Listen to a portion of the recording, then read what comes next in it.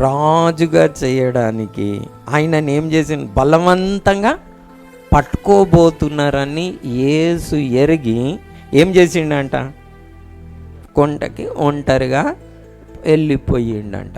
ఎందుకు ఈయనను రాజు చేయాలనుకున్నారు? 5 రొట్టెల్ని 5,000 మందికి పంచే, అబ్బా ఈయన రాజు అయితే మనకు తిండికి కొదువే లేదు అని, అరే వీళ్ళు తిండి కొరకు నన్ను వెంబడిస్తున్నారని రాజు జయానికి పోతే ఏం చేసిండు, ఆడ నుంచి పారిపోయింది. మిమ్మల్ని కూడా ఎవరైనా రాజు చేయడానికి ఇష్టపడితే ఏం చేయాలి? మీరు కూడా మంచిగా చెప్పండి ఇంకొకసారి, ఏం చేయాలి? పారిపోవాలి. కానీ మన అరే నన్ను నిజంగానా